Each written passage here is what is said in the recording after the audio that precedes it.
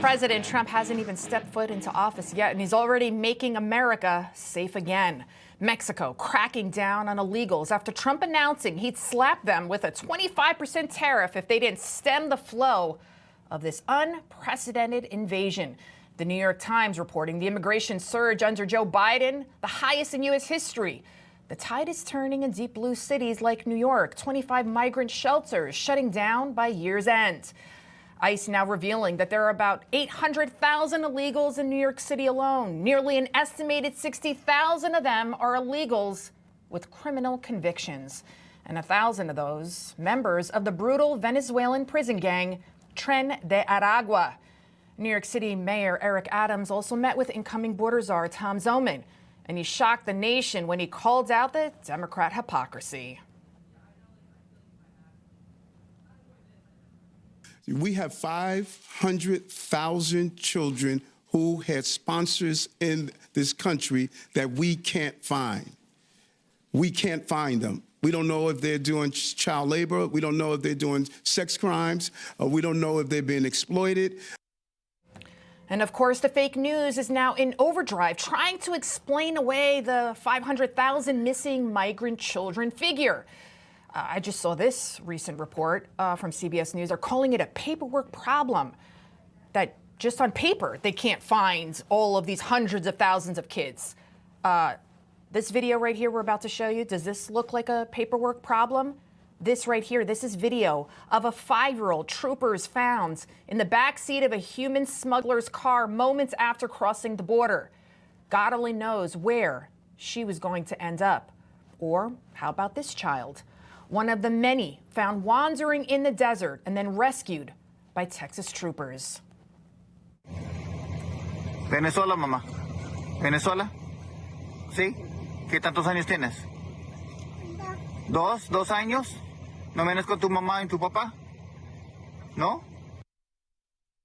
Officials now estimate Tren de Aragua, aka TDA, is now in 30 cities nationwide.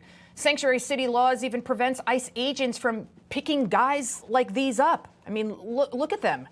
Cops in these cities, they're not even allowed to ask guys like this, even if they encounter them, their immigration status. Yet several Democrat leaders, they continue to say that they will protect illegal aliens at all costs. Do you remember the Muslim bans he imposed early in his first term? And the family separations at the border that we witnessed for years? What would happen to your family if you were sent back? I don't think there's anybody sitting here who supports open borders, whatever the heck that means.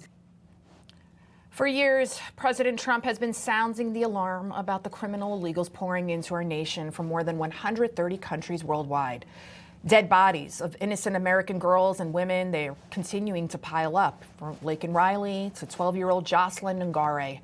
But the true death toll of this border crisis could be much, much more horrific. But the 300,000 children that are missing, many of them are dead, and many of them are in sex rings and all sorts of things going on. It's a terrible thing. So is it 300,000 missing migrant children, 500,000? You know what? No one really knows. It could actually be triple that number, quadruple. We don't know. The Department of Homeland Security releasing this alert that ICE cannot monitor all unaccompanied migrant children, many of whom end up in the hands of men who look like this. I mean, look at these people. Border Patrol doing what it can to save children from winding up in the arms of these guys every single day from alleged human smugglers. It's out of control. Look at this person, this woman. She was arrested. What kind of value do they have towards human life? She was arrested for human smuggling. They have no value for a child's life. It's non-existent.